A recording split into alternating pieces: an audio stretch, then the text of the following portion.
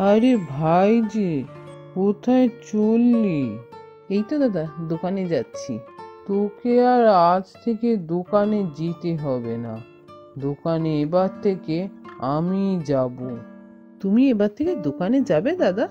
হ্যাঁ, আমাকেই তো যেতে হবে। বাবা যখন সব কিছু আমাকেই দিয়ে গেছেন, তখন সব দায়িত্ব তো আমাকেই বুঝে নিতে হবে। তুমি ব্যবসা দেখবে, সে তো ভালো কথা। চলো, তোমাকে ব্যবসাটা বুঝিয়ে দিই। না না, তোকে কিছু বোঝাতে হবে না। আমি ঠিক দেখে সব বুঝে নেব। তুই বরং এই বাড়ি ছেড়ে চলে যা। বাড়ি ছেড়ে চলে যাব? কিন্তু কেন? বললাম না, বাবা তার উইলে সব কিছু আমাকেই লিখে দিয়ে গেছে। তাই এবার থেকে আমি সব সামলাবো। তোকে আর কিছু দেখতে হবে না। তুই বরং এই বাড়ি ছেড়ে চলে যা। বাবা উইল করে গেছে?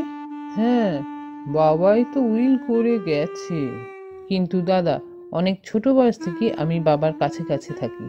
বাবার ব্যবসাও আমি দেখেছি। আমি কিন্তু কোনোদিনও জানতে পারিনি বাবা এরকম কিছু উইল করে গেছে, যেখানে তোমাকে সব সম্পত্তি দিয়ে গেছে। তা তোর কাছে কি এরকম কিছু প্রমাণ আছে, যা দেখে বোঝা যাবে বাবা কোনো উইল করে যাননি? না, আমার কাছে এরকম কোনো প্রমাণ নেই। কিন্তু আমার কাছে প্রমাণ আছে। এই দেখ।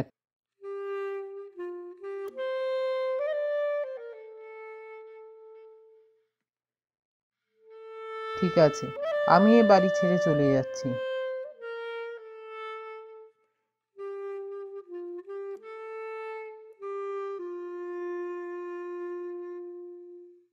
কিন্তু আমি এখন কোথায় যাব? ছোট থেকে বাবার ব্যবসা দেখেছি, ব্যবসা ছাড়া কিছুই তো জানি না। কি করব এখন? কি খাবো?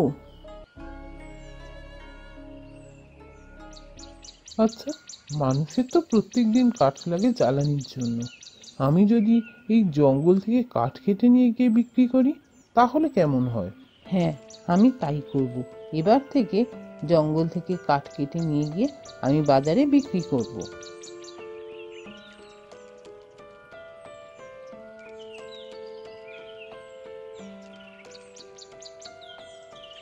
আরে, এটা তো দেখে মনে হচ্ছে কোনো পরিত্যক্ত বাড়ি। যাই, ভেতরে গিয়ে দেখি।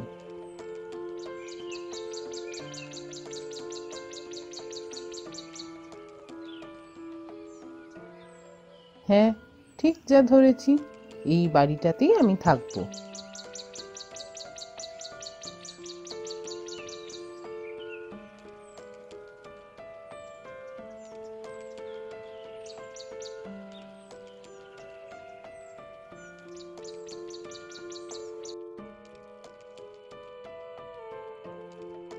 কাঠ বিক্রি করে করে বেশ কিছু টাকা জমিয়েছি।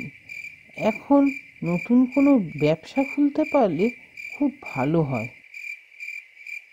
কিন্তু কিসের ব্যবসা করব? একটা কাজ করলে হয়। এখন তো শীতকাল চলছে, এই ঘরের সামনে যে জায়গাটা আছে, সেখানে একটু ফুলকপি চাষ করলে হয়।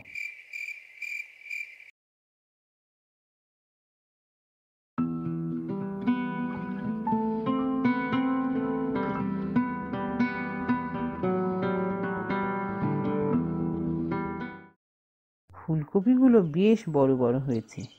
এবার থেকে কাঠের সাথে এই ফুলকপিও নিয়ে যাব আমি বাজারে বিক্রি করতে।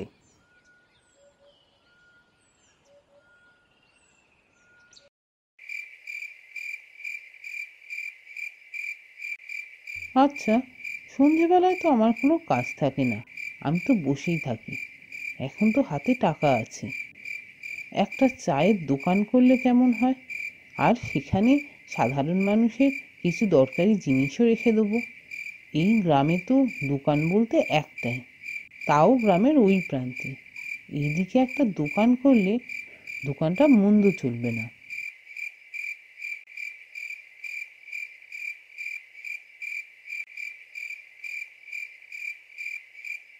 কি হে ভাই, তোমার এখন এতগুলো ব্যবসা চলছে, আর একটা বাড়ি করতে পারছো না?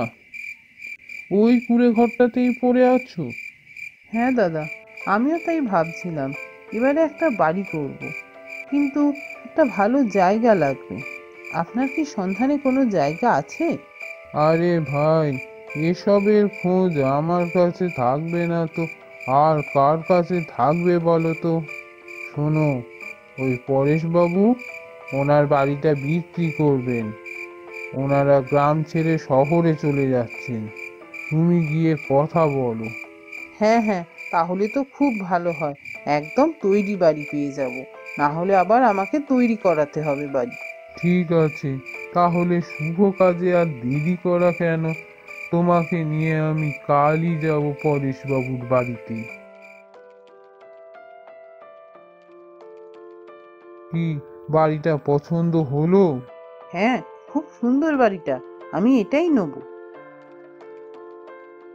কি কি, ওই ভিখারিটাকে দাদার মতন দেখতে লাগছে না?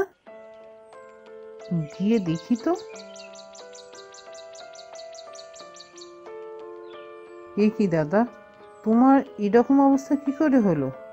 আর তুমি এখানে এত দূরেই বা কি করছো?